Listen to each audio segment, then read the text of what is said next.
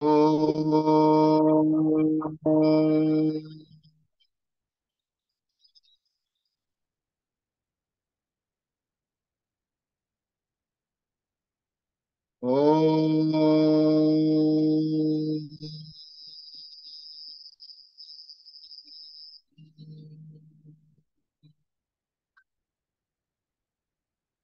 ఓం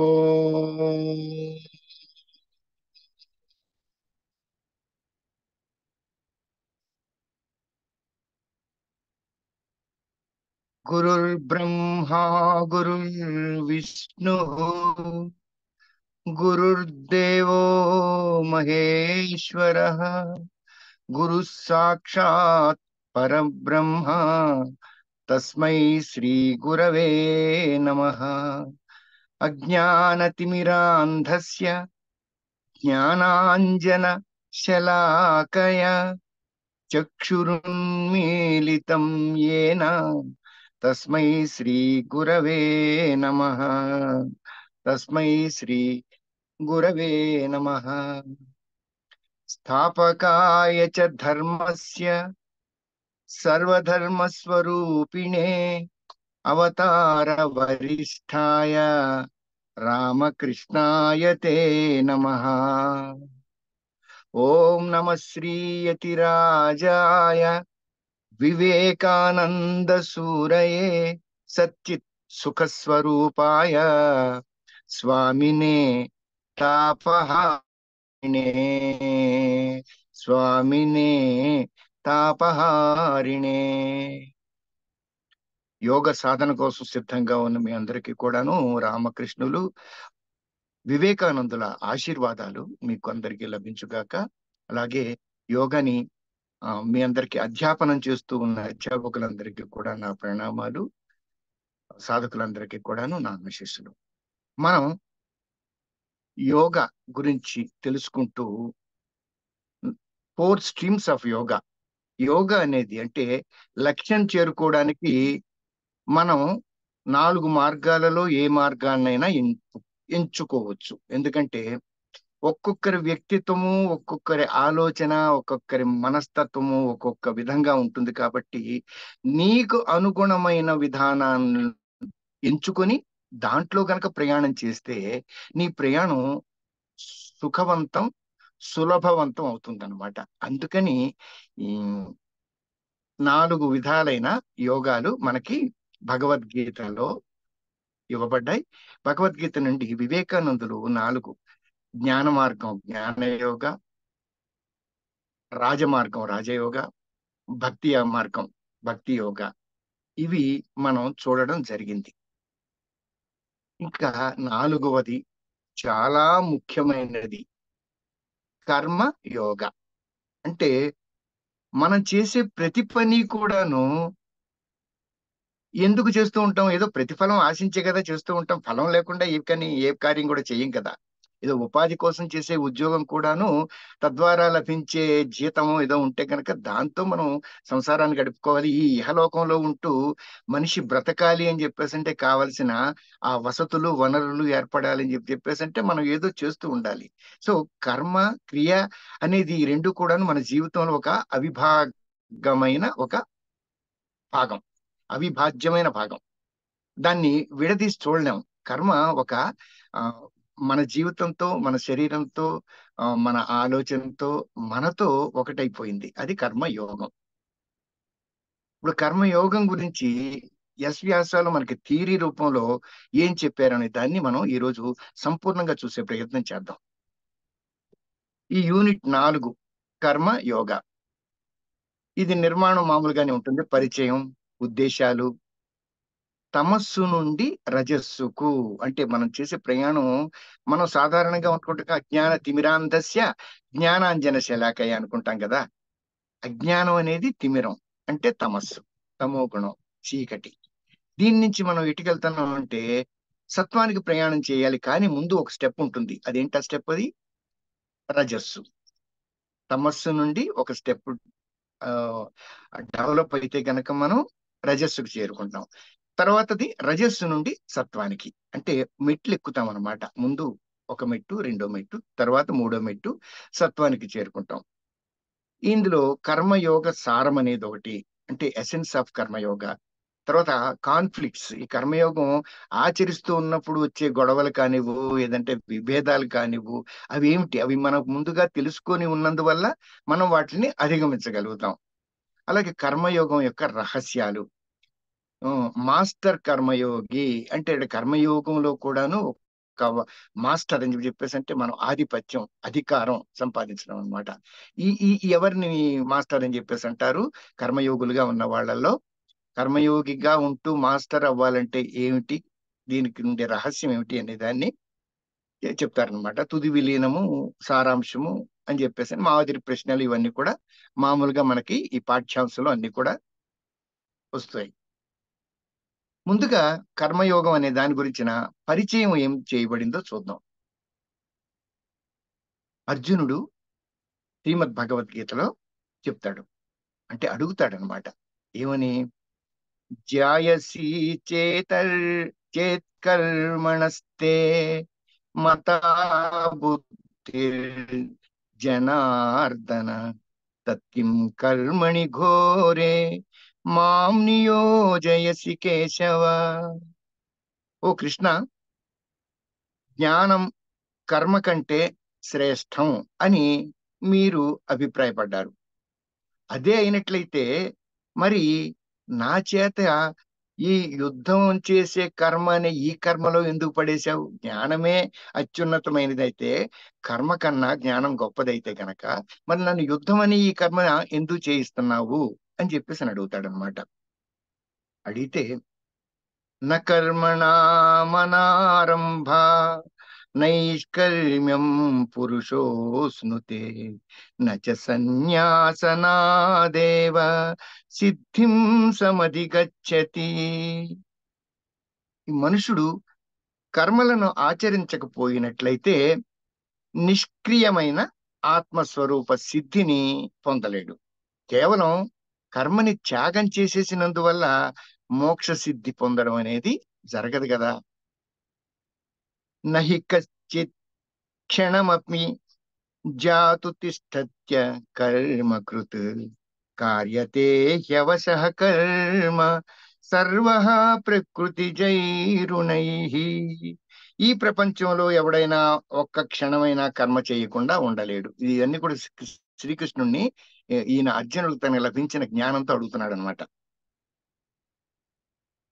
కర్మ చేయకుండా ఎవడో కూడా ఉండలేడు. ఇప్పుడు ప్రకృతి వలన పుట్టిన గుణాలు ఉన్నాయా, సత్వము, రజస్సు, తమస్సు, ఈ మూడు గుణాలతో కూడాను ప్రతి ఒక్కడు కూడాను అంటే సత్వగుణ ప్రధానమైన కర్మలు కానివ్వు, రజోగుణ ప్రధానమైన కర్మలు కానివ్వు, ఆ మామూలుగా తమో గుణ ప్రధానమైన కర్మలు కానివ్వు, ఏదో ఒక కర్మ చెయ్యకుండా మాత్రం ఏ మనిషి ఉండలేడు ఈ ప్రపంచంలో. ఎందుకంటే మనిషి కర్మజీవి కాబట్టి. ఇప్పుడు శుద్ధ చైతన్యం అని చెప్పేసి అంటాం మనం. ఈ శుద్ధ చైతన్యం అంటే ఏంటి? సంపూర్ణ నైష్కర్మ్యము అని చెప్పేసి నిర్వచనం చెప్పారనమాట.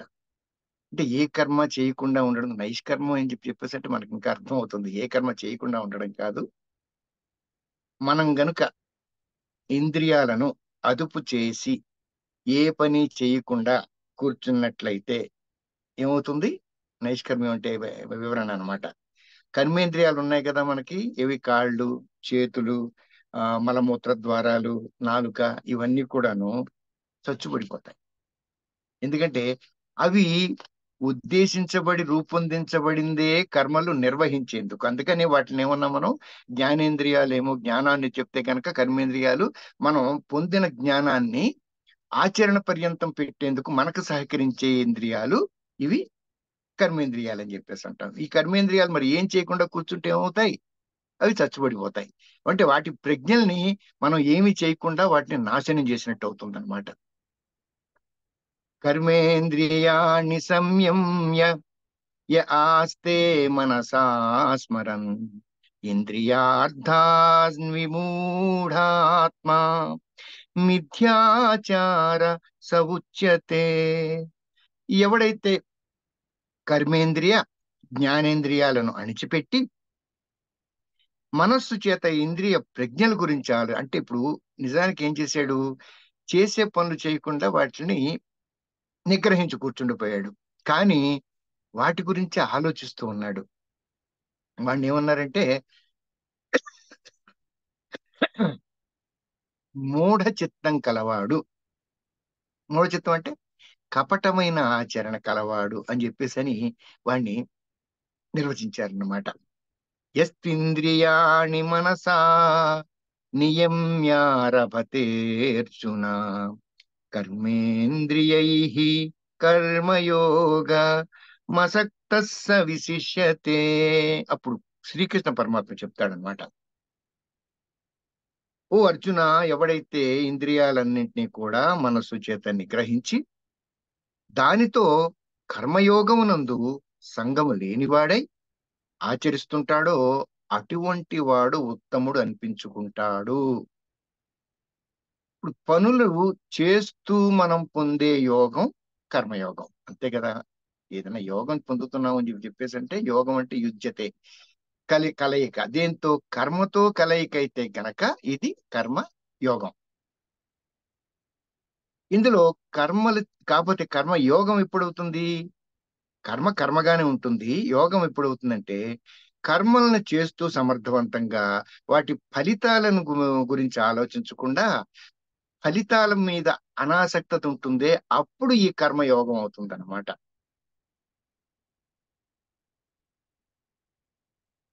స్టెడీనెస్, ఫర్మ్నెస్ అంటే స్థిరత్వం, దృఢత్వం ఎప్పుడు పొందగలుగుతామంటే ఆ మనిషి ఈ అనాసక్తత ఎప్పుడైతే వచ్చిందో దానితో కట్టిపడి, ఇప్పుడు ఫలితాలతో మనం కట్టిపడేసుకుంటూ ఉంటాం కదా, ఆ బంధాల నుంచి విముక్తి వస్తుంది. విముక్తి ద్వారా మనకి మనిషిలో మానసికంగా స్థిరత్వం, దృఢత్వం అనేది ఏర్పడతాయి అన్నమాట. ఇప్పుడు కష్టాలు తొలగిపోయి సంతోషాలు, సుఖాలు పొందడానికి కర్మలు చెయ్యడం ఒక్కటే మాత్రం పరిష్కారం కాదు. అలా కాక యోగ విధానంలో మన బాధ్యతలన్నిటినీ కూడా నిర్వహిస్తూ, నిర్వర్తిస్తూ సమస్యల్ని ఎదుర్కొని, అంటే పరాయన వాదం కాదనమాట. సమస్య వచ్చినప్పుడు మనం ఏం చేయగలమే అని చెప్పేసి సమస్యలాగా ఉంచి దాన్ని పక్కదారి పట్టుకోవడం పలాయన వాదం అని చెప్పేసి అంటాం. ఈ పలాయన వాది కాకుండా సమస్య వచ్చినప్పుడు ఆ సమస్యని ఎదుర్కొని అది పరిష్కరించుకునే ప్రజ్ఞ మనలో ఉండడం అది కర్మయోగం అన్నమాట. ఇది ఆ బాధ్యతలు నిర్వహిస్తూ సమస్యలను ఎదుర్కొనడమే మార్గమైనప్పుడు ఇది పనిని అంటే కర్మను ఒక ఉపకరణంగా, ఒక పనిముట్టులాగా ఇది చేసేందుకు మనల్ని మనం ఒక పనిముట్టులాగా మార్చుకొని ఉపయోగించుకోవాలి. ఈ మార్పులు ఎలా చేసుకోవాలి అనే దాని గురించిన వివరణలన్నీ కూడా మనకి ముందు ముందు భగవద్గీత నుంచి చెప్పిన ఉదాహరణల ద్వారా మనకి తెలియజేస్తారనమాట. 18 శ్లోకాల్లో ఈ కర్మయోగాన్ని వివరించారు కదా అని చెప్పేసి అనుకుని వ్యాస పుష్పాంజలిలో ఇప్పుడు ఆ ఈ ఉద్దేశం ఏంటి అసలు? శ్రీమద్ భగవద్గీతలో జగద్గురువు శ్రీకృష్ణ పరమాత్మ చేత చెప్పబడిన కర్మయోగ సూత్రాలను ఇందులో మనం నేర్చుకోబోతున్నాం. వ్యాస పుష్పాంజలి నుండి కర్మయోగ శ్లోక సంగ్రహం నుండి 18 శ్లోకాలను ఎంపిక చేసి మనకి కర్మయోగం అనేది కాన్సెప్ట్ మన అందరికీ కూడా చక్కగా అర్థమయ్యేలా చేసేందుకు భగవద్గీత నుంచి ఎంపిక చేసి మనకి ఇందులో వివరించబడింది అనమాట. తద్వారా మనకి కర్మయోగ గురించిన సంపూర్ణమైన విజ్ఞానం మనకి అందుతుంది. ముందుగా ఫస్ట్ స్టెప్ ఏంటంటే కర్మయోగికి తమస్సు నుండి రజస్సుకు, ఈ తమస్సు నుండి రజస్సు అంటే అనుబంధం క్షయం హిసా మనపేక్షచు పౌరుషం మోహాదారభ్యతే కర్మ యత్తతామ సముచ్యతే అని మొట్టమొదటి శ్లోకంలో తెలియజేస్తారు. ఏంటి? తాను ఈ రోజు చేస్తున్న కర్మకు ముందు రోజుల్లో సంభవించే దుఃఖం, బాధ, నాశం కానీ తన సమర్థతను లెక్కలోకి తీసుకోకుండా అనాలోచితంగా అవివేకంతో ప్రారంభించబడే కర్మను తామస కర్మ అని వివరించబడింది. అంటే ఇప్పుడు కర్మల్లో మనకి ఎలాగైతే గనక గుణ ప్రధానంగా కర్మలు ఉంటాయి కాబట్టి మొట్టమొదట మనకి ఏం చేశారంటే తామస కర్మ గురించి వివరణ చేయబడింది అనమాట. ఏంటి తామస కర్మ అంటే? ఒక మనిషి ఉన్నాడు. వాడు ఏ పని చేసినా అనాలోచితంగా చేస్తాడు. అంటే వాడు చేసే పని వల్ల తాను ఈ రోజు కానీ, లేదంటే ముందు భవిష్యత్తులో కానీ ఏదో ఒక విధమైన నష్టాన్ని ఎదుర్కోబోతున్నాడు. ఈ విషయం వాడికి తెలిసి కూడా చేసాడంటే వాడు మూర్ఖుడని చెప్పేసి అంటాం మనం. తెలియక చేసినా సరే మనం దాని వల్ల ఫలితాన్ని అనుభవించక తప్పదు. కాబట్టి ఈ విధమైన అంటే రేపు ప్రొద్దున ఈ రోజు చేస్తున్న ఒక ఏదో దురలవాటు ఉంటుంది. ఈ దురలవాటు వల్ల ఈ రోజు తాత్కాలికంగా ఏదో ఆనందం పొందిన అనుభవం కలుగుతుంది కానీ శాశ్వతంగా నష్టం జరగవచ్చు. రానున్న కాలంలో తను మంచం పట్టొచ్చు. ఏదో ఇంటి మొత్తానికి చూసుకోవలసిన గృహస్థు మంచం పట్టాడంటే ఆ కుటుంబం పరిస్థితి ఏమైపోతుంది? కానీ వీడు ఈ రోజు రేపొద్దున జరగబోయే ఈ నష్టాన్ని ఏమాత్రం గమనించకుండా, దాన్ని లెక్క చేయకుండా వాడి దురలవాట్లతోనే వాడు ఉన్నాడు అని చెప్పేసి అంటే కనుక అది తామస కర్మ అని చెప్పేసి మనకి వివరించబడిందనమాట. ఎత్తు కామేప్సునా కర్మ సహత్ సహత్ కారేణ వా పునః క్రియతే బహుళాయాసం తద్రాజసముదాహృతం. ఫలాన్ని అపేక్షిస్తున్న వాడే కాని అహంకారంతో ఇది నేను చేస్తున్నాను అన్న ఒక ఇది ప్రయాసతో కూడుకున్నవన్నీ కూడా చేయబడుతున్న కర్మల్ని ఏమంటామంటే రాజసిక కర్మ అని చెప్పేసి. తామస కర్మ చెప్పబడింది కదా, ఇప్పుడు రాజసిక కర్మ చెప్తాను. రాజసిక కర్మ ఏంటంటే ప్రతిది కూడా ఏమండి నేను చేస్తేనే జరుగుతుందండి ఇదంతా కూడాను అనే ఒక అహంకారం. ఉం? అలాగే ఏది చేసినా సరే నాకేంటి, ఇది చేస్తే నాకేం వస్తుంది అనే ఈ ఫలాపేక్ష ఉంటుంది కదా. ఈ విధంగా చేసేది నేను చేస్తున్నాననే అహంతో చేసేది రాజస కర్మ అని చెప్పేసి మనకి వివరించబడింది. ఇప్పుడు మనం చేసే పనులన్నీ దేని మీద ఆధారపడి ఉంటాయి? మన వ్యక్తిత్వం మీద సాధారణంగా ఆధారపడి ఉంటాయి. మరో విధంగా చెప్పాలంటే మనం తమస్సు, రజస్సు, సత్వం అనే గుణాల చేత నిర్దేశించబడుతూ మనం కర్మలన్నీ చేస్తుంటాం. ముందుగానే అనుకున్నాం కదా. ఉం? తమస్సు అనేది వివరణ ఇస్తారనమాట. రెసిస్టెన్స్ టు యాక్షన్ అంటే ఏదన్నా కర్మ క్రియ చెయ్యకుండా ఉండడం అనమాట. రెసిస్టెన్స్, నిష్క్రియ. ఏ పని చేసేందుకు ఇష్టపడని తత్వం. మందకొడితనం, మొద్దుతనం, బండతనం, అతి నిద్ర దీనికి ఉండే సహజ గుణాలన్నమాట. ఇది శారీరకంగా. అయితే మానసికంగా అయితే మందకొడితనం. అదేమంటాం మనం? ఆలోచించడం. ఆ ఏ పని ఏ ఆలోచించడు, ఏ పని చెయ్యడు కూడా. అంటే క్రియాత్మకంగాను ఏముండవు. అసలు ముందుగా ఆలోచనలోనే ఆ ఏ పని మాత్రం ఏం చేయగలంలే అనే ఒకలాంటి నిష్క్రియ తత్వం అన్నమాట. వీడు ఆ ఏ పని చెయ్యడు. ఇప్పుడు మనలో ఉండే అసమర్థత అంటే కొన్ని పనులు చేయగలుగుతాం, కొన్ని పనులు చేయలేకపోతాం. సమర్థత ఉంటుంది, అసమర్థత ఉంటుంది. కానీ అసమర్థతనే ముందుకు పెట్టి నీరసంగా ఏ పని చెయ్యనివ్వకుండా సమస్యలను ఇది ఈ గుణం ఏం చేస్తుందంటే సమస్యలను ఎదుర్కొనివ్వదు. తమో గుణం. మనలో ప్రతి ఒక్కరికి కూడా అంటే మనం మూడు గుణాలు కలిసి ఉంటాయని చెప్పేసి అనుకున్నాం కదా. ఏదో ఒక గుణం ప్రధానంగా ముందుకు బయటకు కనిపించినా కానీ మూడు గుణాలు కూడా ప్రతి వ్యక్తిలో తప్పనిసరిగా ఉంటుంది. అంటే ప్రకృతి ద్వారా మనకి సంభవించిన గుణాలు అన్నమాట ఇవన్నీ కూడాను. కాకపోతే అవి వాటిలో స్థాయి భేదం ఉంటుంది. సత్వగుణం ఎక్కువగా ఉండేవాళ్ళు కొంతమంది ఉంటారు. రజో గుణం ఎక్కువగా ఉన్నవాళ్ళు కొంతమంది ఉంటారు. తమో గుణం ఎక్కువగా ఉన్నవాళ్ళు కొంతమంది ఉంటారు. ఇలాగా రకరకాల స్థాయిల్లో ఉండేవాళ్ళు ఉంటారు కానీ మూడు గుణాలు లేకుండా మాత్రం ఎవరు ఉండరు. మనం ముందు అనుకున్నాం కదా. మూడు గుణాలు లేకుండా ఉండే స్థితి ఏంటంటే మరణం. అది గుణాతీత స్థితి.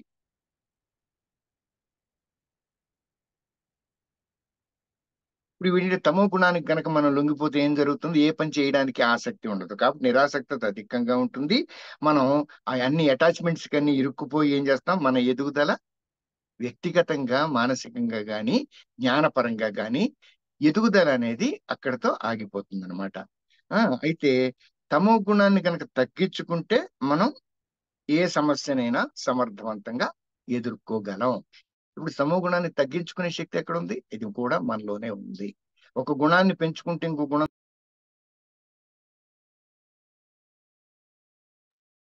ఏం చేస్తామంటే, ఒక గుణాన్ని పెంచుకుంటే గనక మరో గుణం తగ్గిపోతుంది. ఇప్పుడు తమో గుణం తగ్గించాలని చెప్పేసి అంటే సత్వగుణాన్ని ముందు రజోగుణాన్ని పెంచుకుంటాం. తర్వాత సత్వగుణాన్ని పెంచుకుంటాం. ఈ సోమర్తనం అని చెప్పేసి అంటే మనందరికీ తెలిసిందే కదా! అజ్ఞానాన్ని మించిన ఆనందం లేదట. ఎవరో ఒక ఆయన అన్నారు. ఎందుకంటే తెలీదు, తెలీదంటాం గొడవ లేదు కదా! తెలుసని చెప్పేసి అంటే, "ఏరా నీకు తెలుసు కదా! తెలిసి ఎలా చేసావని" అడుగుతారు కదా! అందుకని తెలీదన్నాం అనుకో గొడవే ఉండదు. కాబట్టి దేనికైనా సరే మనకు తప్పించుకోవాలని చెప్పేసి అని అన్నప్పుడు అజ్ఞానమే చాలా బెస్ట్ ఉపకరణం అన్నమాట మనకి. సోమరులకు అందులోనే ఆహ్, ఆహ్, ఆ మగత అన్నమాట. అది మగతలోనే ఆనందాన్ని పొందుతారు వాళ్ళు. ఈ ఆనందమే అజ్ఞానానికి వ్యక్తీకరణ. అయితే అది మన జీవితాల్లో తమస్సుని ప్రతిఫలిస్తుందన్నమాట. మన జీవితంలో ఆ చీకటి, అజ్ఞానం అని చెప్పేసి ఉన్నప్పుడు ఇది మనం తమో గుణం ప్రధానంగా ఉన్నామని చెప్పేసనమాట. అలా కాకుండా ఇప్పుడు దాంట్లోంచి బయటపడాలని చెప్పేసని అనిపిస్తుంది కానీ ఆ డోలాయమాన స్థితిలోనే మనం అటు ఇటు కొట్టుమిట్టాడుతూ ఉంటాం అనమాట.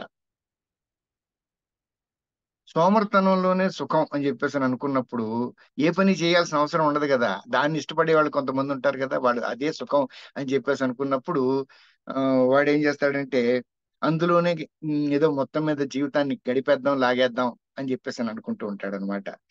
చాలా మందికి మనలోనే ఈ సోమరితనంతోనే జీవితం గడిచిపోయినోళ్ళు చాలా మందున్నారు. అయితే భౌతికంగా వస్తు సంపదే కానివ్వు, మరో విధంగా కానివ్వు, అభివృద్ధి అనేది మనం తమస్సులో ఉంటే గనక మనం పొందలేము. ఇది స్పష్టం చేసుకోవాలి మనం. ఏదన్నా సరే జీవితంలో అభివృద్ధి సాధించాలి అనే ఉద్దేశ్యం ఉన్న వాళ్ళు ఎవరైనా సరే, ముందు మనం వదిలించుకోవాల్సింది ఏంటంటే, ఈ తమో గుణాన్ని.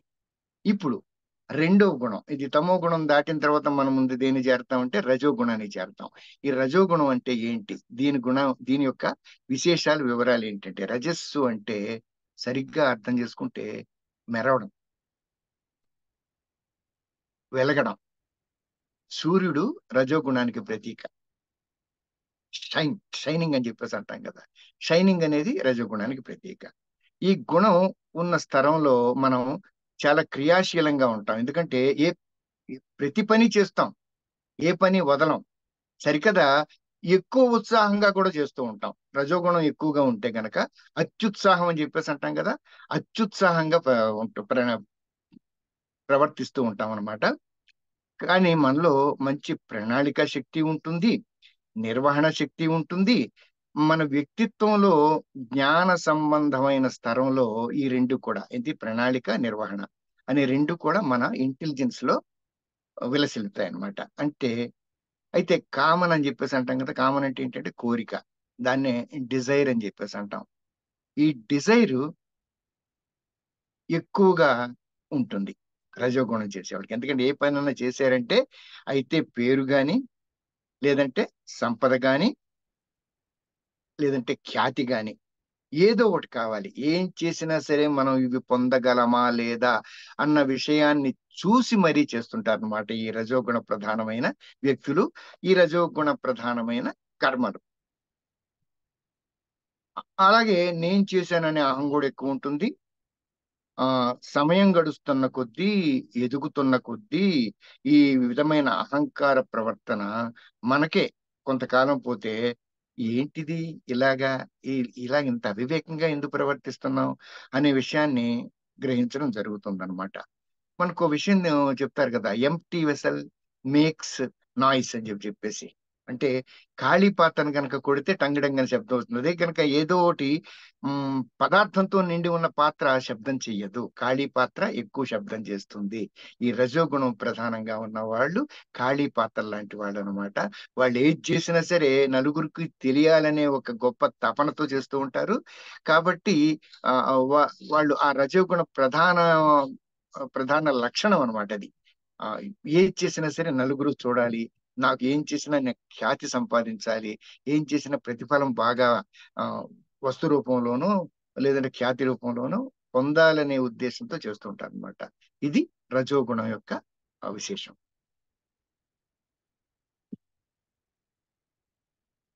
ఇప్పుడు తమస్సు నుంచి రజస్సుకి వచ్చాం.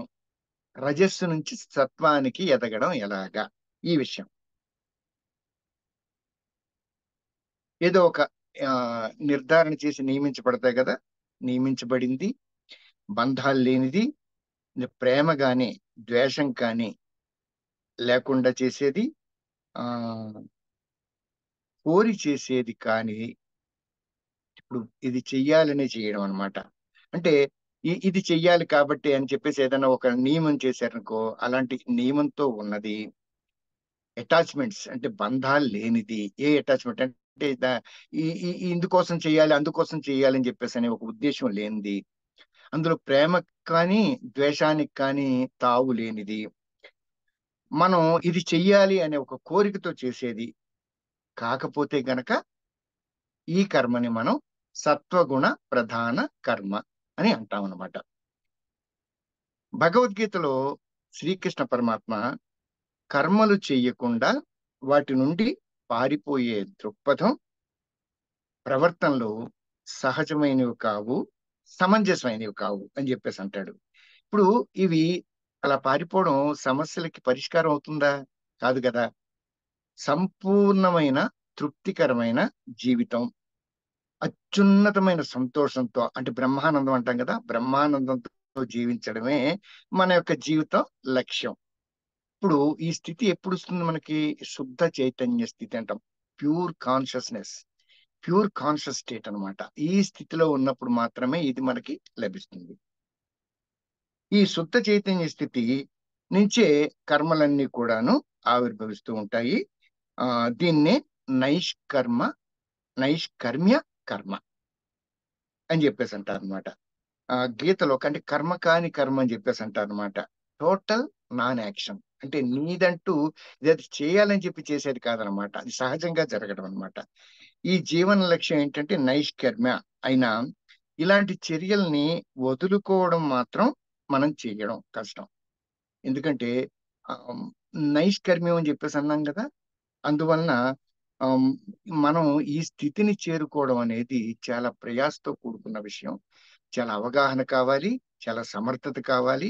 మనల్ని మనం ఈ రెండు గుణాల నుంచి కూడాను, తమో గుణం నుంచి రజోగుణం నుంచి ఉద్ధరించుకొని సత్వగుణానికి తీసుకెళ్ళినప్పుడు మాత్రమే నైష్కర్మ్య సిద్ధి అనేది మనకి లభిస్తుందన్నమాట.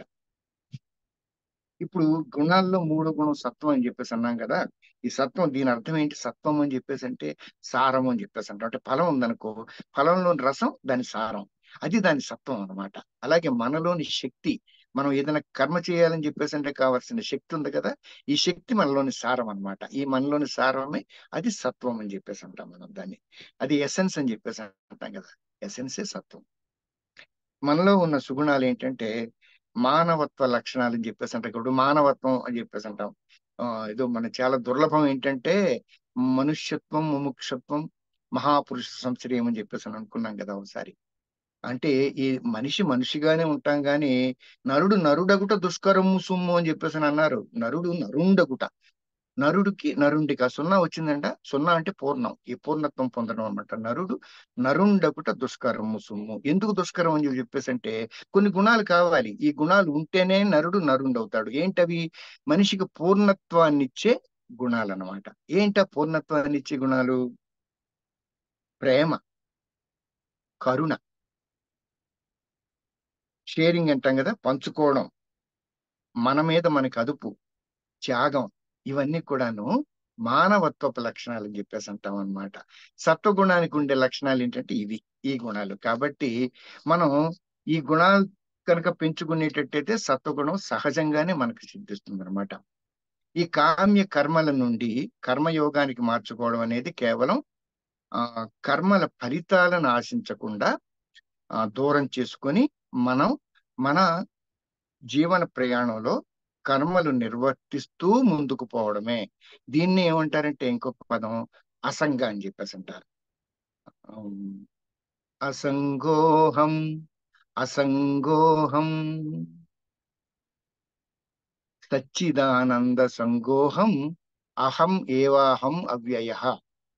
అసంగోహం అసంగోహం అసంగోహం పునః పునః. ఈ అసంగం అంటే ఏంటి? సాంగత్యం లేకపోవడం అన్నమాట. అటాచ్మెంట్స్ లేకుండా ఉండడం. ఈ అసంగం ఏం లేదు, అసంగోహం అసంగోహం అసంగోహం పునః పునః సచ్చిదానంద సంగోహం అహం ఏవాహం అవ్యయ. ఎప్పుడైతే సత్ చిత్త ఆనంద స్థితికి కనుక మనం చేరుకుంటామో, ఎగ్జిస్టెన్స్ కాన్షియస్నెస్ అండ్ బ్లిస్ అని చెప్పేసి అని ఈ మూడు ఉన్న సచ్చిదానంద స్థితికి కనుక మనం చేరుకున్నప్పుడు అహం ఏవాహం అవ్యయ, నేననేవాడిని I'm not going to be expended. అంటే నేననేది నేను ఏమాత్రం కూడాను అవ్యయ, నేను వ్యయం కానన్నమాట. నేనంటే ఆత్మ, శరీరం కాదు, ఇది వ్యయం అయిపోతుంది. ఆత్మ మాత్రం అవ్యయం అని చెప్పేసి అనుకోండి. ఈ అసంగోహం అని చెప్పేసి అని అన్నప్పుడు ఈయన శంకర భగవత్పాదులు అంటారు అనమాట ఈ అసంగోహం గురించి. నాన్ అటాచ్మెంట్, బంధరాహిత్యం. దీన్నే అసలు నేను ఇక్కడ తాళం తెరిచే ఒక తాళం చెవి అనమాట. ఇది బంధం అని చెప్పేసి అని ఉంటే గనక అదో తాళం అయితే కనుక, తాళం ఇప్పుడు అంతే కదా, మూసుకొని ఉంటుంది కదా. ఈ అసంగోహం ఏం చేస్తుంది? అదో తాళం చెవి. అది ఏం చేస్తుంది? నేను ఆ బంధం నుంచి నిన్ను విముక్తుణ్ణి చేస్తుంది అనమాట. సంఘం లేని కర్మే ఏమంటాం? పురోగతి. ఎందుకంటే ఏదైనా పట్టి బంధించేటట్టయితే కనుక నువ్వు ముందుకు ఎలా వెళ్ళగలుగుతావు? వెళ్ళలేవు కదా. ఏదో ఒకటి పట్టుకునే ఉంటుంది, నిన్ను కదలనివ్వదు. ఈ కదలనివ్వకుండా బంధ విముక్తి చెందగానే నువ్వు జీవితంలో అత్యున్నతమైన అభివృద్ధి పురోగతి సాధ్యపడుతుంది అనమాట. ఈ ఈ విధమైన ప్రత్యేకమైన దృక్పథం, మన ఎబిలిటీ, ప్రజ్ఞ, కామ్యకర్మను, అంటే కామ్యకర్మ అంటే కోరికతో కూడిన కర్మ అనమాట. ఈ కామ్య కర్మని ఏం చేస్తుంది? ఊహం కలిపేసరికి మనం కర్మాన్ని యోగం కింద మారుస్తుంది. కాబట్టి అప్పుడు అది కర్మ యోగం అవుతుంది. అప్పటి వరకు కర్మగానే ఉంటుంది. అసంగోహం అవగానే, అంటే నాన్ అటాచ్మెంట్ రాగానే, నీకు ఆ బంధాల నుంచి విముక్తి రాగానే నువ్వు ఒక్కసారి నువ్వు చేసే కర్మ ప్రతిదీ కూడా యోగం కింద మారిపోతుంది. అదే కర్మయోగ. ఇప్పుడు కర్మయోగ సారం అని చెప్పేసి ఉంది. అంటే ఏంటి? What is the essence, what is the spirit of karma yoga అని చెప్పేసి అనే దాన్ని శ్రీమద్ భగవద్గీత నుంచి శ్రీకృష్ణ పరమాత్మ ఉపదేశ రూపంలో అర్జునుడికి చెప్పినట్లుగా మనందరికీ చెప్పాడు. మనం అవి ఇప్పుడు కర్మయోగ సారాన్ని పరిశీలిస్తాం. మనందరికి బాగా తెలిసిన శ్లోకం ఉంటుంది, విపరీతమైన ప్రాచుర్యంలో ఉంటుంది ఇది. అందరం చెప్పేస్తా ఉంటాం ఈ విషయాన్ని. కర్మణ్యేవాధికారస్తే మా ఫలేషు కదాచన మా కర్మ ఫలహేతుర్భూ మా తే సంగోస్త్వకర్మణి. ప్రతి ఒక్కరు చెప్తా ఉంటాం కదా దీన్ని. దీని అర్థం ఏంటి? అర్జున, నీకు కర్మ చేయుట యందు మాత్రమే అధికారం ఉన్నది. కర్మ ఫలాలను ఆశించడానికి ఏనాడూ కూడా నీకు అధికారం లేదు. కర్మ ఫలాలకు నువ్వు కారణభూతుడవు కావద్దు. మరియు కర్మలు మానుటయందు ఆసక్తిని కూడా తెచ్చుకోవద్దు. అదే ఏదో ఇలాగన్నా కర్మ ఫలాల యందు ఆసక్తి వద్దని చెప్పేసి అన్నాడు, కానీ కర్మ చెయ్యడంలో ఆసక్తి వద్దని చెప్పేసి మాత్రం భగవద్గీతలో చెప్పబడలేదు. కర్మలు సమర్థవంతంగా నిర్వర్తించాలి నువ్వు, కానీ ఫలాపేక్ష మాత్రం వద్దు అన్న విషయాన్ని చక్కగా చెప్తాడనమాట. ఇక్కడ మనం అర్థం చేసుకోవాల్సింది ఏం విషయం? దృఢమైన బంధనాలను తెంచుకోవడం, కర్మలో ఈ విధమైన ప్రజ్ఞ వల్ల మాత్రమే కర్మ చక్కగా వ్యక్తపరుస్తుంది. యోగ యోగ కర్మసు కౌశలం. యోగ అంటే కర్మను ప్రజ్ఞాపూర్వకంగా సమర్థవంతంగా నిర్వహించడమే సుకౌశలం అని చెప్పేసి. అంటే ఇక్కడ కౌశలం అంటే ఏంటి? బంధనం అంటే పట్టుకొని ఉండడం. బంధం యొక్క దృఢత్వాన్ని, అంటే అది ఎంత గట్టిగా పట్టుకుంటే ఆ గట్టిదనాన్ని తగ్గించే ప్రజ్ఞ కౌ కుశలము కౌశలము అని చెప్పేసి అంటారు అనమాట. ఇష్టాలు అనేవి, ఇష్టము అయిష్టం, అంటే చెయ్యాలని ఇష్టం, చెయ్యకూడదనే ఇష్టం. ఈ రెండు ఏం చేస్తాయి? దాని గట్టిదనాన్ని నిర్దేశిస్తూ ఉంటాయి. అంటే ఎంత గట్టిగా పట్టుకుందనేది నీ ఇష్టాల మీద ఆధారపడి ఉంటుందన్నమాట. ఈ సాధారణ కర్మను, మామూలుగా మనం చేసే కర్మల్ని యోగా కింద మారుస్తాం. ఈ కౌశలం, యోగ కర్మసు కౌశలం. చేసే పని సమర్థవంతంగా ప్రజ్ఞాపూర్వకంగా గనక చేసేటట్టయితే అది యోగ కర్మసు కౌశలం అవుతుంది. అప్పుడే అది కర్మ యోగం కింద మారుతుంది. అప్పుడే దాన్ని మనం కర్మయోగ అని చెప్పేసి నిర్వచించగలుగుతాం. కౌశలం అంటే దీని గురించి చూద్దాం. బాగా అర్థం చేసుకోవాలి. మన కుశలత్వం అని చెప్పేసి అంటే గనక మనకి ఎబిలిటీ. కౌశలం అని చెప్పేసి అంటే పనులు చేసే సమర్థత. సమర్థతే కాదు, నాణ్యంగా పనులు చేయడాన్ని మనం కౌశలం అని చెప్పేసి అంటాం. ఆ, ఈ ప్రజ్ఞాపూర్వకంగా దానితో ఉన్న బంధాన్ని తగ్గించుకునేటట్లయితే గనక చేసే పనిలో అటాచ్మెంట్ ఉండకూడదు. ఎందుకంటే ఇది చేస్తున్నాను, దీనివల్ల నాకేదో ఫలితం వస్తుంది అనే ఒక ఎక్స్పెక్టెడ్ రిజల్ట్ ఉంటే కనుక మనం దాంతో బంధించబడతాం. ఇది నేను చేస్తున్నాను అని చెప్పేసి అనే ఒక ఆ భావన వస్తుందన్నమాట. ఈ భావన లేకుండా చేస్తున్న పని ఎలా ఉండాలి? రిలాక్స్డ్ గా ఉండాలి మనం. అలాగే మానసికంగా కామ్ గా ఉండాలి. చిత్తం స్టడీగా ఉండాలి. ఇవన్నీ గనక ఉంటే గనక మనం చేసే పని సమర్థవంతంగా నిర్వహిస్తాం. అప్పుడే సుకౌశలం అవుతుంది. సమత్వం యోగ ఉచ్యతే అని చెప్పేసి అంటారు కదా. ఇందులో ఇది కూడా యోగలోనే మన గీతలోనే చెప్పబడింది. యోగ అంటే సమత్వం అంటే ఈక్వానిమిటీ అని చెప్పేసి అంటాం. ఈక్వానిమిటీ సమత్వం అన్నమాట. ఈవెన్నెస్. అది ఒక ఒక పర్వతం ఉంటుంది. అది చూడండి ఎంత స్థిరంగా ఉంటుందో. అది అది కదులుతుందా? కదలదు కదా. అలాగా ఆ విధంగా మన మనసు స్థిరంగా ఉండాలి. అచలం నిశ్చలం అని చెప్పేసి అంటాం అన్నమాట. లక్ష్యం చేరుకునే దిశలో ఫలితాలకు కదిలిపోకుండా ఉండడం అనే దానికి దృష్టాంతమే ఈ శిల. భావోద్వేగం, మనకి ఉద్వేగాలు ఎక్కువ. వీటితో ఏం చేస్తాం? ఎప్పుడు చూసినా మానసికంగా అలజడి పొందుతూనే ఉంటాం. ఈ అలజడికి గురి కాకుండా కానీ అలాగే మనలో సున్నితత్వం ఉంటుంది, సునిశితత్వం అని చెప్పేసి ఉంటుంది. సునిశితత్వం అంటే కనుక ఆ సూక్ష్మ బుద్ధి అన్నమాట. ఈ ఈ రెండు కూడాను ఉండాలి. మన స్పందన ఉంటుంది కదా, స్పందనని కోల్పోకుండా, అలాగే మన సమర్థతని తగ్గించుకోకుండా చురుకుగా ఉంటాడు. ఇది సంబంధం లేదని చెప్పేసి అంటే ఇవన్నీ లేకుండా ఉండడు. ఇవన్నీ ఉంటాయి కానీ ఫలితం మీద సంబంధం ఉండదు. ఇది మనకు బంధలేమి కిందే వస్తుంది ఇది అని కర్మయోగ మూల సిద్ధాంతం మనకి తెలియజేస్తుంది అనమాట. ఇప్పుడు ఇంకొక ఉదాహరణ కూడా మనకి చెప్తారు. యజ్ఞము అని చెప్పేసి అని దాని గురించి మనకి వివరిస్తారనమాట. ఈ యజ్ఞం అంటే ఏంటి? ఇప్పుడు దీనికి కర్మయోగాకి సంబంధం ఉంది. యజ్ఞానికి ఎలాగా? యజ్ఞం వల్ల ఏం జరుగుతుంది? ఒక ఉద్దేశంతో చేస్తాం యజ్ఞం. ఏ ఉద్దేశం అంటే వ్యక్తులను మార్చి, అంటే యజ్ఞంలో పాల్గొన్న వ్యక్తి వాడు తను చేస్తున్న విషయాల గురించిన ఒక అవగాహన తెచ్చుకొని మార్పుని సహజంగా ఆహ్వానించి ఆ వ్యక్తి మారతాడు. మారిన వ్యక్తి వలన ఏం జరుగుతుంది? ఇలా మారిన వ్యక్తుల సమూహమే సంఘం. అప్పుడు ఆ ఆదర్శవంతమైన సమాజం ఒక నిర్మాణం. ఇలాగ ఆదర్శవంతమైన వ్యక్తుల వల్ల ఆదర్శవంతమైన సమాజం నిర్మాణం అవుతుంది. దీన్ని ఏమంటారంటే ఆ ఉన్నత ఛేద కర్మ. ఉన్నత ఛేద కర్మ అనే ఒక టెక్నికల్ వర్డ్ ఉందన్నమాట. ఒక సాంకేతిక పదం దీన్ని. దీన్ని ఏమంటారు? కర్మయోగ మూలం ఈ పదం అట. ఏంటి? యజ్ఞాలు దీనిని స్థిరపరుస్తాయి. యజ్ఞం అనే దానికి ఏమంటాం మనం? కర్మయోగ మూలం ఉన్నత ఛేద కర్మ. ఉన్నత ఉన్నత ఛేద కర్మ కర్మయోగ మూలం. ఇప్పుడు యజ్ఞాలు ఏం చేస్తాయంట? దీన్ని స్థిరపరుస్తాయంట. యజ్ఞం అనే దాన్ని మన సొసైటీలో ఉన్న అత్యంత అజ్ఞానం, ఇప్పుడు వాడికి ఏ మాత్రం జ్ఞానం ఉండాల్సిన అవసరం లేదు కానీ వాడు యజ్ఞం కింద చేయొచ్చు. ఎప్పుడంటే తను చేసే కర్మ ప్రతిదీ కూడా ప్రతిఫలాపేక్ష లేకుండా చేసేటట్లయితే అది యజ్ఞమే అవుతుంది. దానికోసం ప్రత్యేకమైన జ్ఞానం, యజ్ఞాలు నిర్వహించాలంటే చాలా విధి విధానాలు తెలుసుకోవాలండి, విధి విధానాలు ఆచరించాలండి అని చెప్పేసి అనాల్సిన అవసరం లేదు.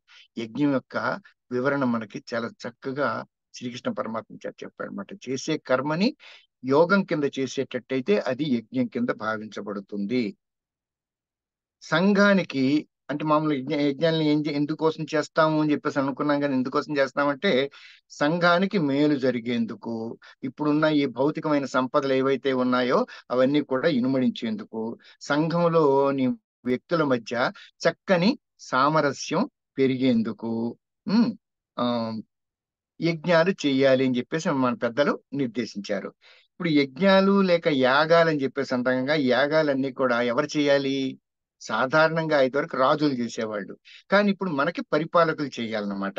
ఈ పరిపాలకులు కానీ దేశంలోని వివిధ భాగాల్లో వివిధ ప్రదేశాల్లో నివసించే వ్యక్తులందరూ ఒక చోటికి వచ్చి ఒక సమూహంలాగా ఏర్పడి, ఈ సమూహంలాగా ఏర్పడిన వ్యక్తులు కూడాను ఈ యజ్ఞాలు లోకహితం కోసం చేసేవి కాబట్టి, లోకం యొక్క బాగు కోసం, లోకం యొక్క ఎదుగుదల కోసం చేసేవి కాబట్టి ఈ యజ్ఞాలు వీళ్ళు చెయ్యవచ్చును అనే విషయాన్ని మనకి ఇందులో తెలియజేస్తారన్నమాట. అలాగే యజ్ఞం చేసేమని చెప్పేసి అంటే దానికి ఓ తోడు ఒకటి ఉంటుంది. అదేంటది? యజ్ఞంలో మంత్రాలు ఉచ్చరిస్తాం. మననాత్ త్రాయతే ఇది మంత్ర. అంటే మననం చేసేవాడిని రక్షించేది మంత్రం అని చెప్పేసి అంటారు అనమాట. ఈ ఎందుకు మననం చేయాలంటే ఇప్పుడు ప్రస్తుతం నువ్వు బాధించబడుతున్న బాధల నుండి విముక్తి పొందాలి అని చెప్పేసి అంటే గనక ఉద్ధరేది ఆత్మనాత్మానం, నిన్ను నువ్వే ఉద్ధరించుకోగలవు. ఎలాగని చెప్పేసి అంటే మననం చేసినందువల్ల నిన్ను నువ్వు రక్షించుకోగలుగుతావు. పరమాత్మ నిన్ను ఇప్పుడు రామం ఓనా నమో నారాయణాయ అని చెప్పేసి అన్నాం అంటే నారాయణ నామం మననం చేసినందువల్ల, జపం చేసినందువల్ల నువ్వు ఆ నారాయణుడి చేత పోషించబడతావు, నారాయణుడి చేత రక్షించబడతావు అన్నమాట. అలాగా మంత్రానికి ఒక ప్రత్యేకమైన ఒక విధానం కూడా ఉందన్నమాట. అది శబ్ద ప్రధానమైనది.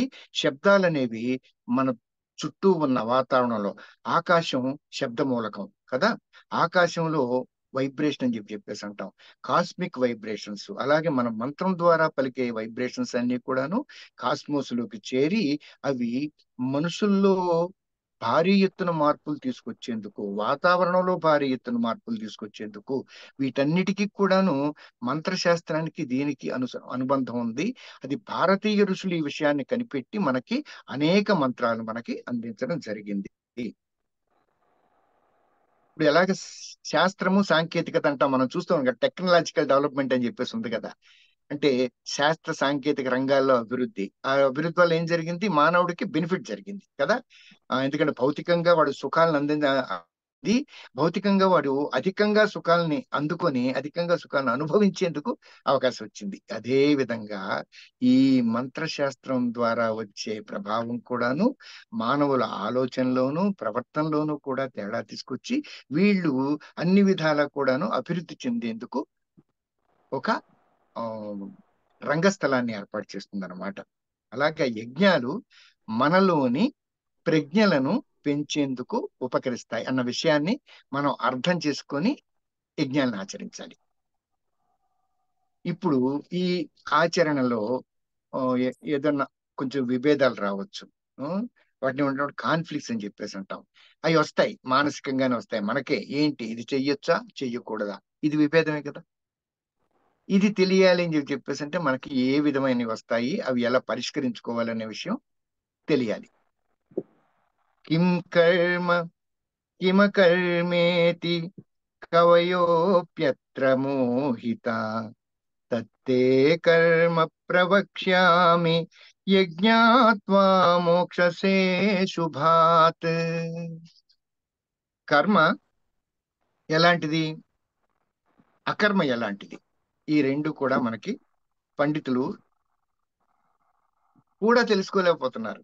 కర్మ ఏంటి, అకర్మ ఏంటి, ఈ రెండిటికి ఉండే వ్యత్యాసం ఏంటి అనేది పండితులు కూడా తెలుసుకోలేకపోతున్నారట. ఏది తెలుసుకుంటే నువ్వు సంసార బంధం నుండి విముక్తుడు కాగలవో ఆ కర్మ రహస్యాన్ని ఓ అర్జున నీకు నేను తెలియజేస్తున్నాను అన్నాడు. ఏంట రహస్యం? అది మనకు కూడా తెలియాలి కదా.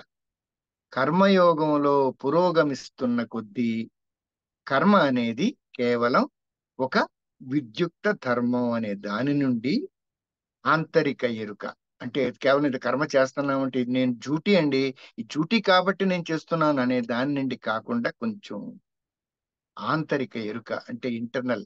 నేను నా మనసు గురించి నేను తెలుసుకోవడం. నేను అనే నా నిజమైన ఎరుక. మన గురించి మనం బాగా అర్థం చేసుకోవడం. ఈ విధంగా మారుతుందంట. ఇలా తెలిసి అంటే మన గురించి మనం తెలుసుకొని చేస్తున్న పనులు బంధం లేనివయ్యి సంతోషాన్ని కలిగిస్తాయి. ఇప్పుడు కొన్ని వృత్తులున్నాయి. ఆ కొన్ని వృత్తుల్లో ఇది సహజంగానే ఇన్‌బిల్ట్ అన్నమాట. Inbuilt ability. ఇప్పుడు పెయింటింగ్ ఉంది. మేము చిత్రకారులం. చిత్రకారులు ఏం చేస్తూ ఉంటారని చెప్పేసి అంటే చేసే పనిలోనే తృప్తి ఉంది. అంటే చేసిన పని వల్ల వచ్చే రెమ్యూనరేషన్ అంటే ఆ ప్రతిఫలం ఎంతుందో దాన్ని బట్టి కాకుండా పని చేస్తూ ఉన్నప్పుడే ఆ వచ్చిన రిజల్ట్ ఉంటుంది గదా! దాన్ని బట్టి మా మనసులో తృప్తితో, ఆనందంతో అలాగే కొందరు కవులు, రచయితలు వీళ్ళందరూ కూడాను రాసి చదువుకొని ఆహా! ఎంత బాగా వచ్చింది. ఓహ్! ఈ పద్యం ఎంత బాగా నిర్మాణం అయింది. ఈ ఈ కావ్యం ఎంత బాగా వచ్చింది. ఆ! అని చెప్పేసని ఒక తృప్తి ఉంది గదా! ఈ తృప్తి కొన్ని వృత్తుల్లో ఇన్‌బిల్ట్ గానే ఉంటుందంట. ఆ! ఈ ఇన్‌బిల్ట్‌గా ఉన్న ఇవన్నీ కూడాను ఆ వృత్తులే సహజంగా మనకి సంతృప్తిని ఇచ్చేస్తూ ఉంటాయన్నమాట. దీంట్లో అటాచ్‌మెంట్ అని చెప్పేసనేది ఏమి ఉండదు. ఆహ్, అటాచ్‌మెంట్ లేకుండానే విద్యుక్త ధర్మం కింద నిర్వర్తిస్తూనే మనం దాని వలన ఏమాత్రం ఆహ్, బంధించబడమనమాట. కానీ ఆనందాన్ని మాత్రం ఖచ్చితంగా పొందుతాం. ఆనందం అంటే తృప్తి. ఈ తృప్తి ఎలాగైతే దీంట్లో ఉందో తృప్తితోనే మనం ఆనందాన్ని పొందుతాం అన్నమాట. ఈ కాన్‌ఫ్లిక్ట్స్ ఎలా ఉంటాయి అని చెప్పేసన్న దానికి ఏంటంటే, ఎథిక్స్ వర్సస్ ఎథిక్స్. అంటే ఈ నీతి నీ నీతి వాక్యాలని చెప్పేసి అంటాం. ఇది చెయ్యాలి అని చెప్పేసి చెప్తారు కదా! ఇది చేయకూడదు నాయనా, ఇది చెయ్యాలి నాయనా అనే నీతులు కానివ్వు, డ్యూటీ వర్సస్ డ్యూటీ అంటే విద్యుక్త ధర్మం వర్సస్ విద్యుక్త ధర్మం. అంటే ఇప్పుడు నీ విద్యుక్త ధర్మం, ఎదుటి వాళ్ళ విద్యుక్త ధర్మం ఈ రెండిటికి బహుశా కాన్‌ఫ్లిక్ట్ రావచ్చు. అలాగే నీ నీతికి, వాళ్ళ నీతికి, నీ ధర్మానికి, వారి ధర్మానికి కాన్‌ఫ్లిక్ట్ రావచ్చు. ఈ ఇవన్నీ కూడాను ఈ కాన్‌ఫ్లిక్ట్స్ అనేవి ఎందుకొస్తాయి? అలాగే విద్యుక్త ధర్మాన్ని నువ్వు ఎందుకు పాటించాలి అనే దాన్ని అడిగితే ఒకటే చెప్తారు. కాన్‌ఫ్లిక్ట్స్ వస్తాయి కానీ ఏదొచ్చినా సరే నీ ధర్మం అనేది స్వధర్మో నిధనం శ్రేయః పరధర్మో భయావహః అని చెప్పేసన్నాడుగా. స్వధర్మో నిధనం శ్రేయః. నీ ధర్మాన్ని నువ్వు ఎప్పుడు కూడా నిర్వర్తించేందుకు సిద్ధపడి అది ఉన్నతమైంది కాబట్టి, అదే నువ్వు చేయవలసిన విధానం కాబట్టి ఖచ్చితంగా అది జీవిత ఇది ఎందుకు చేయాలని చెప్పేసంటావా? జీవితాన్ని అర్థవంతం చేసేందుకు. మీనింగ్‌ఫుల్ లైఫ్ అని చెప్పేసి అంటాం మనం. ఏమన్నా బతికామంటే ఎందుకు బతికామని చెప్పేసంటే there should be some meaning. Hmm. And ah, ఒక మంచి మాట ఒకటుంటుంది. ఏది చేసినా సరే నువ్వు అందులో పర్పస్‌ఫుల్‌నెస్ అండ్ మైండ్‌ఫుల్‌నెస్ ఈ విషయం బాగా గుర్తు మనసులో పెట్టుకోండి మీరంతా కూడా. మనం ఏ పని చేసినా సరే దానికొక పర్పస్ ఉండాలి. ఒక ఉద్దేశ్యం. అంటే ఏ పనికిమాలిన పనులు ఏం చేయాలో తెలియకుండా కాలక్షేపం కోసం చేసే పనులు కాదు. కాలక్షేపం అనే దాన్ని ఏమాత్రం చేయకూడదు. కాల సద్వినియోగం ఎందుకంటే the time we lost it cannot be managed and it cannot be accomplished again. The time we lost. అది మన చేతుల్లోంచి సమయం కోల్పోతే మాత్రం సమయాన్ని మళ్ళీ పొందలేం. అందుకని చెప్పేసి మనం పర్పస్‌ఫుల్‌నెస్ అంటే ఒక ఉద్దేశపూర్వకంగా చేయాలి. మైండ్‌ఫుల్ అలాగే చేసే పని సంపూర్ణమైన ఏకాగ్రతతో నీ మనసంతా దాని మీద పెట్టి చేయాలి. విజయం అనేది సాధించడానికి ఈ రెండేనంట ప్రధానమైన రహస్యాలు. అది శ్రీకృష్ణ పరమాత్మ చెప్తాడన్నమాట అర్జునుడికి. ఈ 2 కూడా నువ్వు చేసే పనిలో అర్జునా నువ్వు చేసే యుద్ధం కూడా యుద్ధమే అయినా ఆ యుద్ధం కూడా నువ్వు ఒక పర్పస్ ఎందుకంటే నువ్వు రాజ్యం పొందడం కోసం నీదంటూ ధర్మబద్ధంగా ఉన్న రాజ్యాన్ని ఎప్పుడైతే వాళ్ళు ఇవ్వలేదో అది పొందేందుకు చేస్తున్నావు నువ్వు యుద్ధం కాబట్టి ఒక పర్పస్ ఉంది. అలాగే నువ్వు చేసే యుద్ధంలో మైండ్‌ఫుల్‌నెస్ చేసే యుద్ధాన్ని ఖచ్చితంగా ఆ ఏ సమయానికి ఏ ఆయుధాన్ని ప్రయోగించాలి, ఏ సమయానికి ఏ అస్త్రాన్ని ప్రయోగించాలి అనే ఒక మైండ్‌ఫుల్‌నెస్‌తో చేయాలని చెప్పేసని అర్జునుడికి ఉద్బోధ చేస్తాడు. ఇది మనందరికీ కూడా ఉద్బోధం అన్నమాట. మీరందరూ ఏ పని చేసినా సరే చేసేది నిరర్థకమైన పనులేమి చేయమాకండి. పర్పస్ లేని పనులేం చేయమాకండి.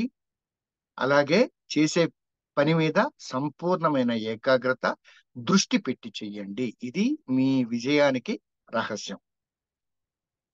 అలాగే కర్మయోగ రహస్యాలు భగవద్గీతలో ఇంకా విపులంగా ఇవ్వబడ్డాయి. చక్కటి శ్లోకాల రూపంలో. సీక్రెట్స్ ఆఫ్ కర్మయోగ అని చెప్పేసి అని. కర్మణో హ్యపి బోద్ధవ్యం బోద్ధవ్యం చ వికర్మణః అకర్మణశ్చ బోద్ధవ్యం గహనా కర్మణో గతి. శాస్త్రాల చేత విధించబడిన కర్మలు, నిషేధించబడిన కర్మలు, అంటే విధి విధి నిషేధాలు అంటాం మనం. విధి అంటే తప్పకుండా చేయవలసినవి, నిషేధ కర్మలు అంటే చెయ్యకూడనివి. ఏమీ చేయకుండా ఊరికే కూర్చోవడం అనే అకర్మ. మూడు రకాలు ఉన్నాయి చూసారా మనకి. చెయ్యవలసిన కర్మలు, చెయ్యకూడని కర్మలు, ఏం చేయకుండా ఊరికే కూర్చునే అకర్మ అనే యొక్క దాన్ని అసలు రూపాన్ని మనం చక్కగా అర్థం చేసుకోవాలి. ఎందుకంటే కర్మల యొక్క అసలు తత్వం చాలా లోతైంది, దాన్ని తెలుసుకోవడం చాలా కష్టమైంది. యోగస్థ కురు కర్మాణి సంగం త్యక్వా ధనంజయ సిద్ధ సిద్ధ్యో సమో భూత్వా సమత్వం యోగ ఉచ్యతే. ఓ అర్జున, నువ్వు యోగ నిష్ఠయందుండి సంఘాన్ని త్యజించి చేసిన కార్యం ఫలించినా ఫలించకపోయినా నీ మానసికంగా నువ్వు చెదరక, నువ్వు సమానంగా సమచిత్తంతో ఉండి కర్మల్ని చెయ్యి. ఇలాంటి సమత్వ బుద్ధినే యోగం అని చెప్పేసి అంటారు. బుద్ధియుక్తో జహాతీహ ఉభే సుకృత దుష్కృతే తస్మాద్యోగాయ యుజ్వస్య యోగ కర్మసు కౌశలం. సమత్వ బుద్ధి కలవాడు ఈ జన్మలోనే పుణ్యం పాపం రెండింటిని తొలగించుకోగలుగుతున్నాడు. కాబట్టి ఇలాంటి సమత్వ బుద్ధితో నిష్కామ కర్మ యోగం కోసం ప్రయత్నించు. కర్మలయందరి నేర్పరితనమే యోగం అనబడుతుంది. కర్మణ్య కర్మయః పశ్యేద కర్మణి చ కర్మయః స బుద్ధిమాన్ మనుష్యేషు సయుక్తః కృత్స్న కర్మ కృత్. ఎవడు కర్మలయందు అకర్మను, అకర్మయందు కర్మను చూస్తాడో అతడు మనుషులలో వివేకం కలవాడు, యోగయుక్తుడు, సకల కర్మలను ఆచరించేవాడు అవుతున్నాడు. కర్మయోగ ప్రముఖుడు ఎలా ఉంటాడు? మాస్టర్ ఆఫ్ కర్మయోగ అని చెప్పేసి అంటాం అనమాట. ఇది త్యక్వా కర్మ ఫలాసంగం నిత్యతృప్తో నిరాశ్రయ కర్మణ్యపి ప్రవృత్తోపి నైవ కించిత్ కరోతి సహ. ఎవడు కర్మ ఫలాలపై ఆసక్తిని వదిలి నిరంతరం సంతృప్తితో దేనిని ఎవరిని ఆశ్రయించకుండా ఉంటాడో అలాంటి వాడు కర్మలు చేసినా చెయ్యని వాడే అవుతాడు. ఇప్పుడు గొప్ప గొప్ప వారైనా ఎవరు మహర్షులు అని చెప్పేసి అంటాం. దే బ్రహ్మర్షులు, రాజర్షులు అని చెప్పేసి వీళ్ళందరూ ఎవరు? వశిష్ఠుడు, పరాశరుడు, జమదగ్ని, ఇలాంటి వారందరూ కూడాను వాళ్ళు ఏమాత్రం అటాచ్మెంటాలు అంటే నో బాండేజ్, ఎటువంటి బంధాలు లేకుండా వారు వారి జీవితాల్లో ప్రవర్తించారు అనమాట. వారి విద్యుక్త ధర్మాలు వారు నిర్వర్తించారు.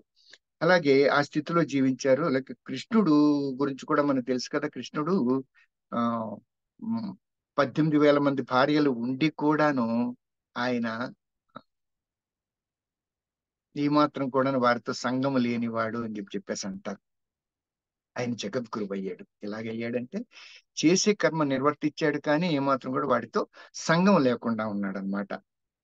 ఒకవేళ నేను, కృష్ణుడు అంటాడు అనమాట ఏమని, ఒకవేళ నేను ప్రపంచాన్ని మొత్తాన్ని నాశనం చేసేసిన నేను ఎవరిని చంపడం లేదు. చూసారా ఎంత కాంట్రడిక్టింగ్ స్టేట్మెంట్స్. ప్రపంచం మొత్తం నాశనం చేసేస్తే మరి ఇక్కడ ఉన్న జీవజాలను మొత్తం కూడా నాశనం అయిపోతాయి కదా, వాళ్ళందరినీ చంపినట్లే అవుతుంది కదా అని మనకి సందేహం వస్తుంది. కానీ శ్రీకృష్ణ పరమాత్మ చక్కటి ఉదాహరణ వివరణ చెప్తాడనమాట. ఎందుకని చెప్పేసి అంటే నా విద్యుక్త ధర్మాన్ని అంటే నా స్వధర్మాన్ని నేను నిర్వర్తిస్తున్నాను.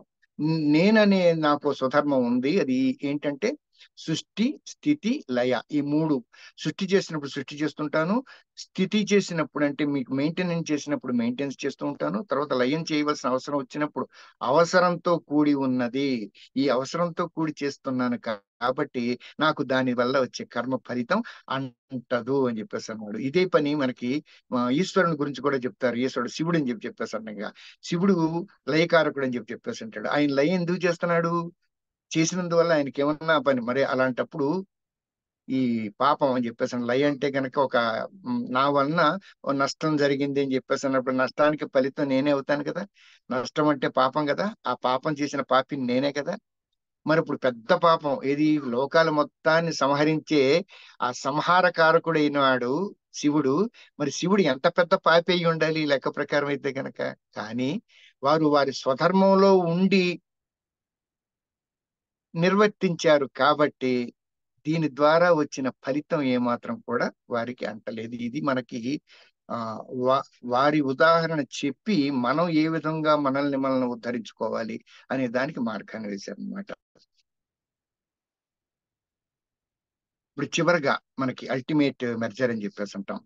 తస్మాదసక్త సతతం కార్యం కర్మ సమాచర, అసక్త్యో హ్యాచరన్ కర్మ ఫలమాప్నోతి పూరుష.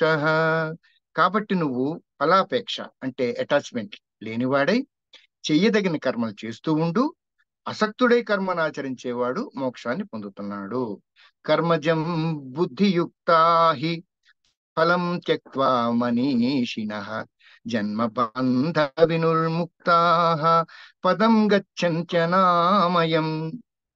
సమత్వ బుద్ధితో ఉన్న వివేకవంతుడు కర్మలు చేస్తున్నా సరే వాటి ఫలాలను త్యజించి జనన మరణ రూపమైన బంధాన్ని నుండి విముక్తుడై దుఃఖరహితమైన మోక్ష పదాన్ని పొందుతున్నాడు. అపూర్వమాణమచల ప్రతిష్టం సముద్రమాపః ప్రవిశంతి యద్యత్ తద్యత్ కామాయ ప్రవిశంతి సర్వే సశాంతిమాప్నోతి సకామకామి. జలంతో సంపూర్ణంగా నిండించబడింది సముద్రం ఉంది. సముద్రం ఏంటి, ఎప్పుడు కూడాను నిండుగా ఉంటుంది. ఆ ఆ నిండుగా ఉన్న సముద్రుడు నిశ్చలంగా కూడా ఉంటాడు. ఈ నిశ్చలంగా ఉన్నదాన్ని ఉరుకు పరుగులతో వెళ్లే ఈ నదులు ఉన్నాయి చూసారా. నిజానికి సముద్రాలు 7 కావు. సరిగ్గా చూస్తే గనక ఒకే సముద్రం ప్రపంచం అంతా వ్యాపించి ఉంది. అదే కనుక దాన్నే మనం ఒకటి సాగరం అని చెప్పి, మహాసాగరం అని చెప్పేసి అంటాం. ఆ ఆ సముద్రుడు అని చెప్పేసి అని ఒక ఆ దాని దేవత కూడా మనం సృష్టించుకున్నాం.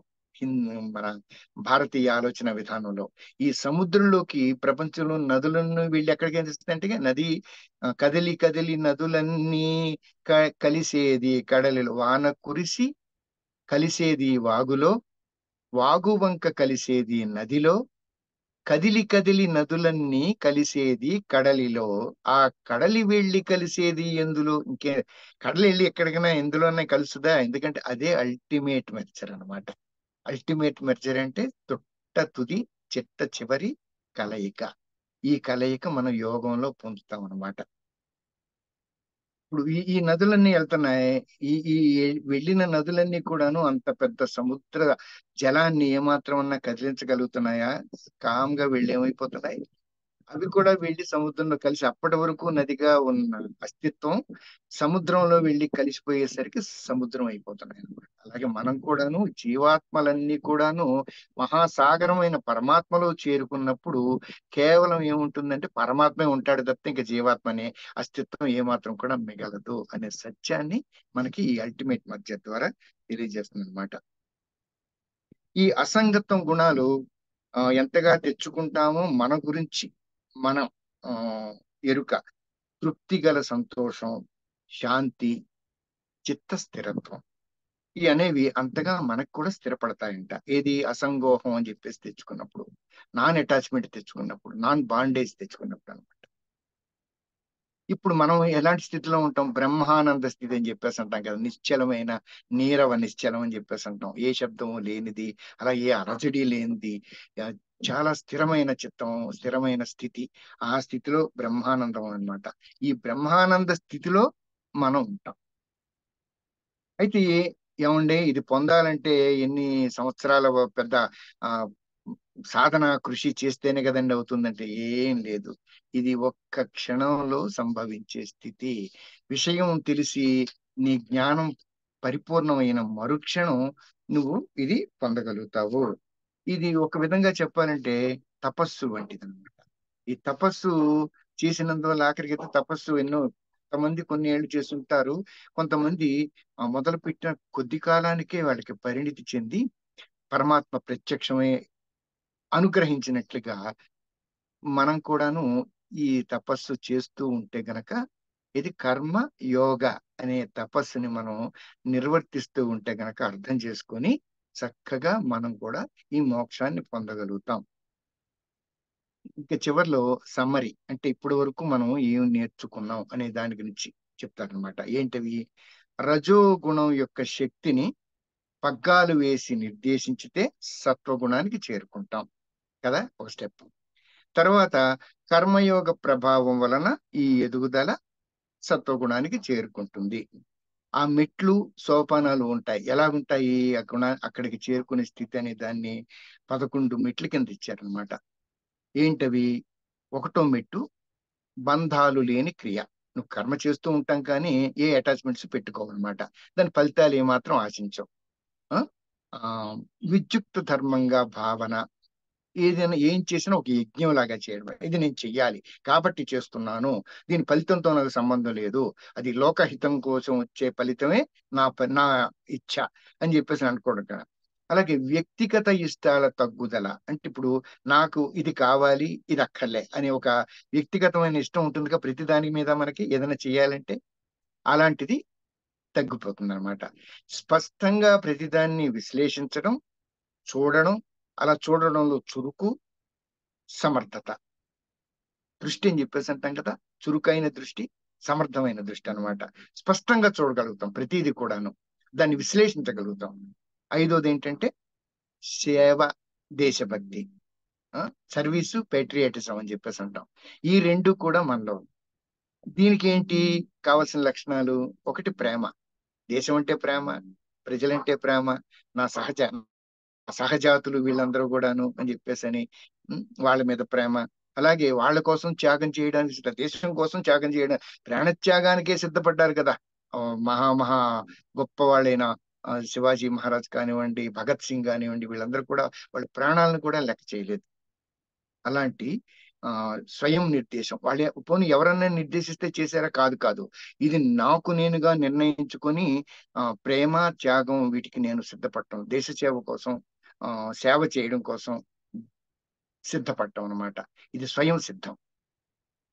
అలాగే ధర్మ సందిగ్ధం ఏర్పడినప్పుడు ఇంత కాన్ఫ్లిక్ట్స్ వచ్చినాయి కదా, ఇది చెయ్యొచ్చా చేయకూడదా, ఇది ధర్మమా కాదా, నీతే కాదా అన్న ఒక ధర్మ సందిగ్ధం వచ్చినప్పుడు అది మనం విశ్లేషించి దాన్ని నుంచి బయటపడటం. ఆ ఎరుకతో పని ఏం చేసినా ఇందాక కనుక పర్పస్ఫుల్నెస్ అండ్ మైండ్ఫుల్నెస్, ఎరుకతో పని చేయడం. ఆ జీవన్ముక్త స్థితి ఇది చేసినందువల్ల ఏమొస్తుందంటే, లైఫ్ లో అటాచ్మెంట్స్ ఎప్పుడైతే పోతున్నాయో నీకు చేసే కర్మతో, ప్రతి దాంతో కూడా నీకు అటాచ్మెంట్ తగ్గిపోతుంది అనమాట. అప్పుడు అది వాడిని ఏమంటామంటే జీవన్ముక్తుడు అని చెప్పేసి అంటాం మనం. అంటే జీవిస్తూనే ఉంటాడు కానీ ఈ జీవితం ద్వారా వచ్చే ఏ బంధాల నుంచి కూడాను వాడు అటాచ్డ్ కాదు, వీడు ముక్తుడైపోయాడు కాబట్టి జీవన్ముక్తుడు అని చెప్పేసి అంటాం. ఇది ఆ తర్వాత ఏంటంటే సిద్ధ స్థితి. ముందు జీవన్ముక్త స్థితి, ఆ తర్వాత సిద్ధ స్థితి. దాన్నే మాస్టర్ స్టేట్ అని చెప్పేసి అంటే వశిష్ఠుడు, చెప్పడే వశిష్ఠుడు, జమదగ్ని వీళ్ళందరూ ఉన్నారు కదా, వాళ్ళందరినీ మాస్టర్స్ అని చెప్పేసి అంటాం మనం. అంటే వారి మీద వారు ఆధిపత్యం కలిగిన వారు మాస్టర్స్. వీళ్ళు విశ్వచేతనతో ఒక్కటై వర్తిస్తూ ఉంటారు. అంటే వాళ్ళు ఏం చేసినా సరే విశ్వం యొక్క శ్రేయస్సే వాళ్ళ దృష్టిలో ఉంటుందన్నమాట. వాళ్ళు మానస అతి మానస శక్తి అని చెప్పేసి అంటాం కదా, సూప్రా మెంటల్ స్టేట్ అని చెప్పేసి అరవింద యోగి అతి మానస శక్తిని ప్రపంచం కోసం 1970 ప్రాంతంలో కిందకి దించి ప్రపంచానికి ఇచ్చారు. అది ఇచ్చిన తర్వాత చూడండి, కావంటే మీరు 1970 తర్వాత పుట్టిన వాళ్ళందరి బ్రెయిన్స్ చాలా వాళ్ళకి అతి మానస శక్తులు వాళ్ళ ప్రదర్శించబడుతూ ఉంటాయి. అంటే అప్పటి వరకు ఉన్న ఆ జనరేషన్ అంతా కూడా ఒకలా ఉంది. 1970 తర్వాత పుట్టిన వాళ్ళందరూ కూడాను ఇవాళ సాఫ్ట్వేర్ ఇంజనీర్లు, ఈ రోజు అంతా కూడా చెప్పడు దేశ విదేశాలకి వెళ్ళి అక్కడ మన భారతదేశ యొక్క కీర్తిని ఖ్యాతిని కూడా తెస్తూ ఉన్న మేధావంతులైన వాళ్ళందరూ కూడా 1970 తర్వాతే పుట్టారు. కావాలంటే మీరు చూసుకోండి. ఈ అతిమానుష శక్తిని మనకి తీసుకొచ్చి అందించిన వారు పాండిచ్చేరిలో ఉన్న శ్రీ అరవింద యోగి, అరవింద ఆశ్రమం అని చెప్పేసి అంటాం కదా, అరవింద యోగి. పదోది ఏంటంటే విశ్వ మానవ సౌభ్రాతృత్వం, యూనివర్సల్ బ్రదర్హుడ్ అని చెప్పేసి అంటాం మనం. ఇది అన్నమాట. తర్వాత ఆఖరిది చివరిది సత్వగుణంతో ప్రధానమైనది తుది విలీనం ఏంటంటే నైష్కర్మ్య సిద్ధి. నైష్కర్మ్యం అంటే ఇప్పుడు కర్మ చేస్తూనే ఉంటాం కానీ కర్మ రాహిత్యం కాదు, కర్మ చేస్తూనే ఉంటాం కానీ దాని ఫలితాంతం మాత్రం మనం ఏమాత్రం కూడా సంబంధం లేకుండా పెట్టుకోవడం. సో ఈ రోజు సంపూర్ణంగా కర్మయోగం గురించి చూసాం. ఎందుకంటే మనకు ఉండే అన్ని యోగాల్లోకి కూడా ఈ రోజు ఒక భౌతిక ప్రపంచంలో మనం మెటీరియలిస్టిక్ వరల్డ్ లో బ్రతుకుతున్నాం కాబట్టి మనకి కర్మయోగం చాలా చక్కగా ఉపకరిస్తుంది. మీరు మిమ్మల్ని ఈ ప్రపంచంలో ఆ సమర్థవంతంగా జీవిస్తూనే మీరు చేసే పనులకు వచ్చే ఆ అటాచ్మెంట్స్ కానీ, పనుల నుంచి వచ్చే ఫలితాల గురించిన అటాచ్మెంట్స్ కానీ ఇవి లేకుండా చేసేందుకు మీకు కావలసిన జ్ఞానాన్ని ఇవ్వడమే ఈ ఈ రోజు పాఠంలోని ఉద్దేశం. మీరందరూ చక్కగా సమర్థవంతంగా అర్థం చేసుకున్నారని ఆశిస్తాను నేను. ఇంకేదన్నా డౌట్స్ ఉంటే కనుక చక్కగా మీరు ఆ తర్వాత అడగచ్చు, ఆ తర్వాత చేసుకోవచ్చు. మనం ప్రస్తుతానికి ఈ రోజుతో ఇది సంపూర్ణంగా పూర్తయింది. మనం నెక్స్ట్ క్లాసు మంగళవారం నాడు చూసుకుందాం. తర్వాత సుఖినో భవంతు. ఓం సర్వే భవంతు సుఖినః, సర్వే సంతు నిరామయా, సర్వే భద్రాణి పశ్యంతు, మా కశ్చిత్ దుఃఖ భాగ్ భవేత్. ఓం అసతో మా సద్గమయ, తమసో మా జ్యోతిర్గమయ, మృత్యోర్మామృతంగమయ. ఓం సహనావవతు, సహనౌ భునక్తు.